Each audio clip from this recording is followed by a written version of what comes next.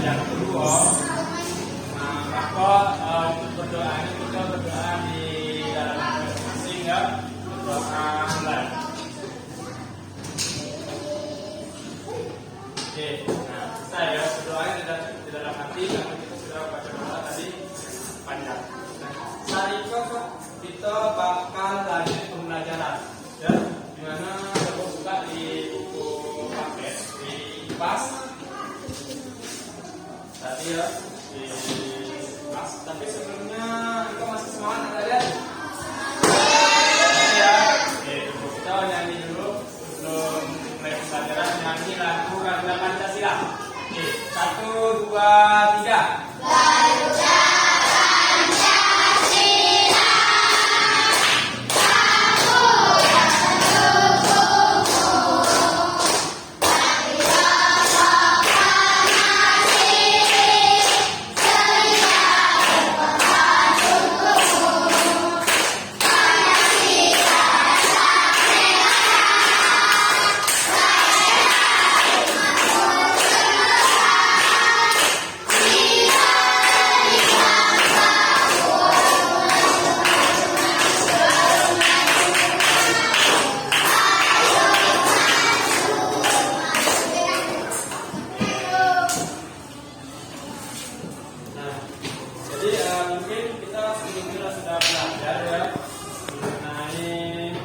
ketidakseimbangan ekosistem. Coba buka di halaman 68, 69, ya, buka di halaman 69. Coba kita baca terlebih dahulu penyebab ketidakseimbangan ekosistem. Siapa yang berani baca? Oke, boleh. Dengan suara lantang coba dibaca, yang lain coba perhatikan. Dari penyebab ketidakseimbangan ekosistem.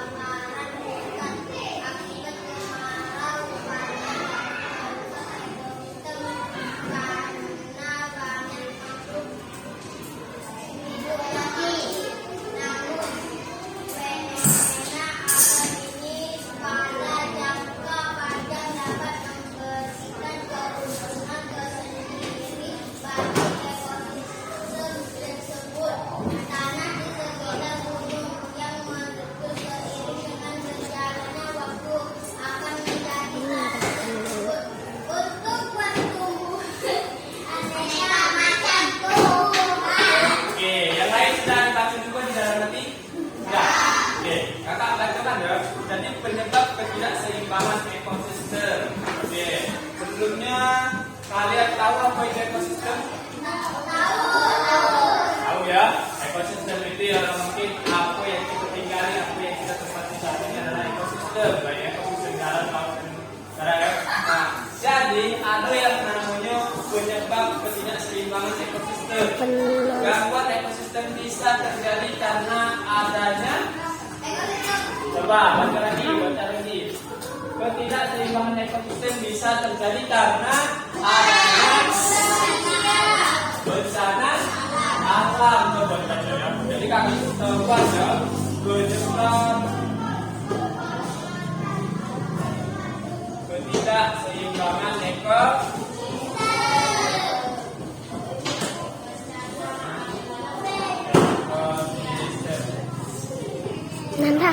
Nanda sikit tekan. Nanda. Dai. Yang kedua adalah manusia. Oke, kakak nanya. Siapa yang tak tahu nih manusia? Tak tahu ini manusia. Kita adalah manusia. Ayam adalah hewan. Rumput adalah tumbuhan. Tahu ya? Jadi kita adalah manusia, hewan. Jadi ada tiga. Satu manusia, hewan dan tumbuhan. Oke. Nah, jadi dari dua penyebab ketidakseimbangan ini, yang pertama adalah bencana alam. siapa yang tahu contoh dari bencana alam? Coba ya. Yang lagi yang di belakang. Apa contoh bencana alam? Longsor. Oke, diputar ya. Oke, kasih kok. Longsor. Banjir. Gunung meletus.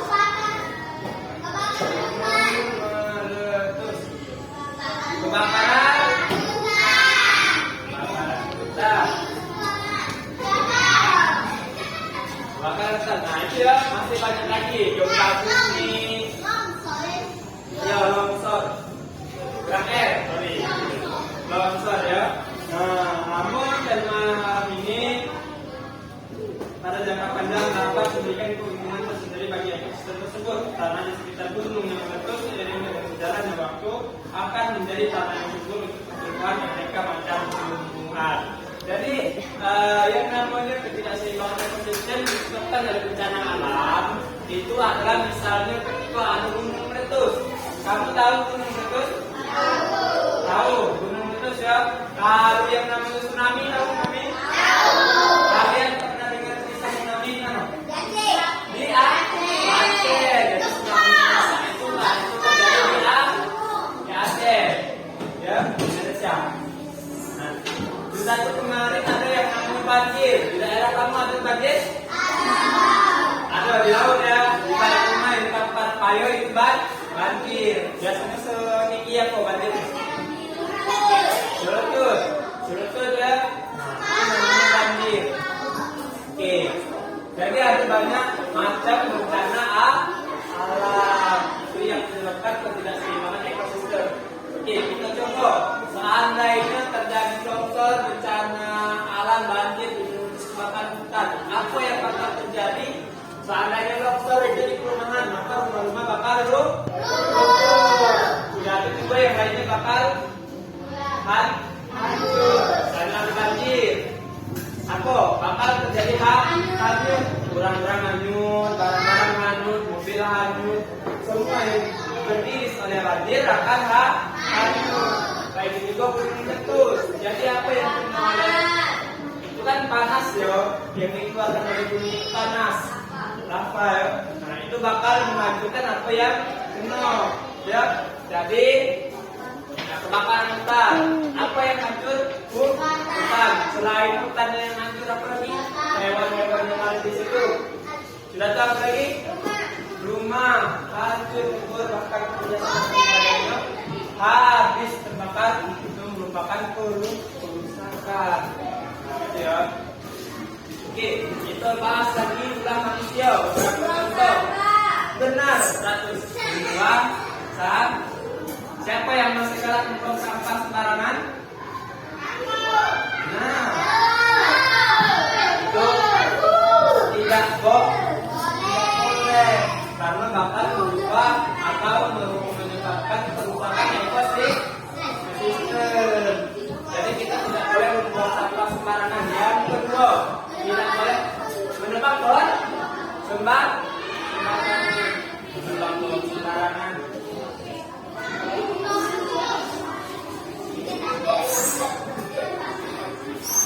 Nah, jadi kita lihat ya, penyebab ketidakseimbangan ekosistem itu yang pertama apa? Kedua, contoh dari bencana alam yang pertama.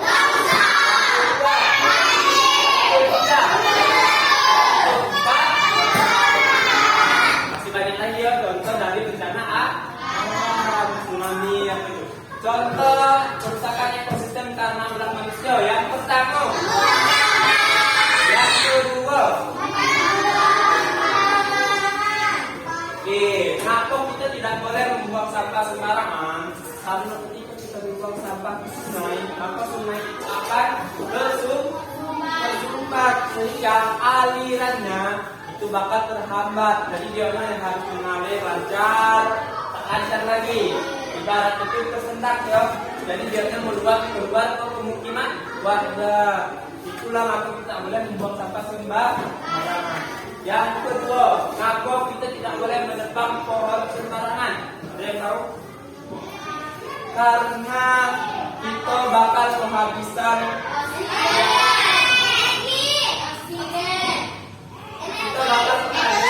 yang menyerap air. Jadi kan air pohon itu menyerap air ya. Kalau dia habis, taruh lagi yang menyerap air. Kamin. Ya air itu banyak. Kamin ngapa baterai mereka? Ya. Kamin apa?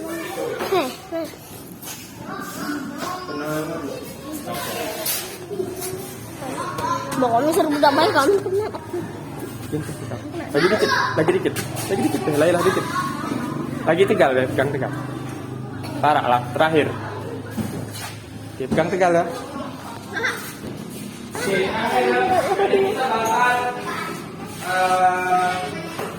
untuk itu mungkin pelajaran hari ini. Jadi kita mempelajari apa hari ini? Penyebab ketidakseimbangan ekosistem. Jadi ada penyebabnya ada berapa? Kelihatan ada berapa? Yang kira ada berapa? Jadi penyebab ketidakseimbangan ekosistem ada 2. Pertama ada apa ya, Tan? Inang. Dan bencana alam dan ulah manusia. Nah, contoh bencana alam selain yang di atas itu ada yang tahu? Tsunami termasuk. Nah, ayo gempa ya. Oke, kita catat lagi ya, gempa. Satu apa lagi? Puting beliung. Satu. Apa lagi? Meteor. Nah, satu apa lagi? Gunung itu sudah. Tsunami belum dari kita catat ya. Nah, itu. Jadi ada banyak sekali contoh dari bencana alam. Selanjutnya yang merusak ekosistem oleh ulah manusia atau oleh ulah kita, karena kita manusia. Jadi kita atau orang-orang yang dalam buang sampah sembarangan itu merupakan penyebab ketidakseimbangan ekosistem. Satu, membuang sampah sembarangan tidak boleh. Yang kedua, menumpang pohon sembarangan boleh tidak? Tidak boleh, karena merupakan penyebab kerusakan ekosistem. Paham ya? Jadi itu ya, kita pelajaran saya kita Saniko mengenai ketidakseimbangan ekosistem. Selanjutnya akhirnya dibuat ya sudah penyelesaian dari kakak.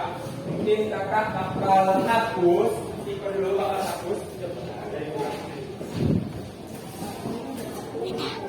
Dari itu ya kita mulai juga. Penyebab ketidakseimbangan ekosistem adalah apa? 1. 2. Oke, dipakal ya. Selanjutnya, bencana alam itu contohnya apa?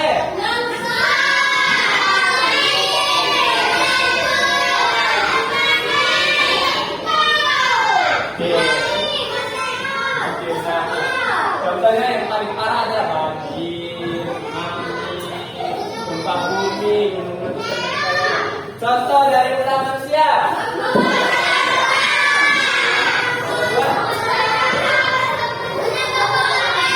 Oke, sip, mantap. Sekarang dulu kita semua. Ya, terus ya kita sudah memahami itu. Minggu depan kita bakal belajar lebih lanjut lagi mengenai ketidakseimbangan. Tapi saya ucap dulu ya.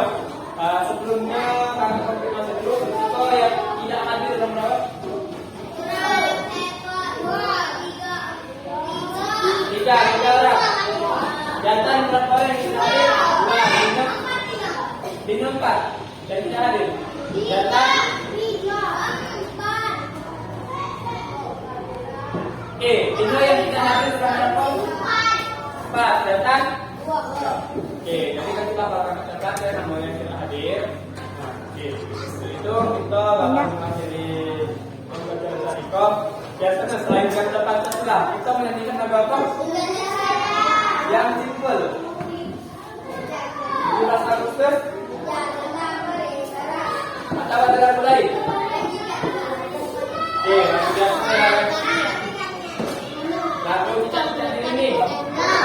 Oke.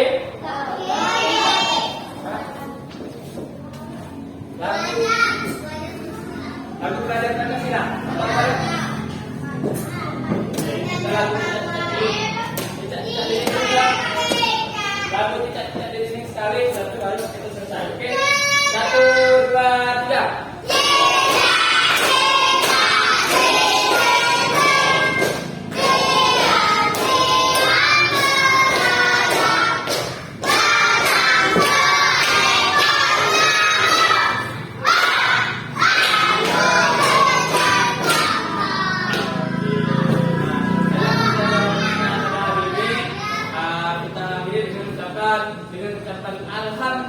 Dadah.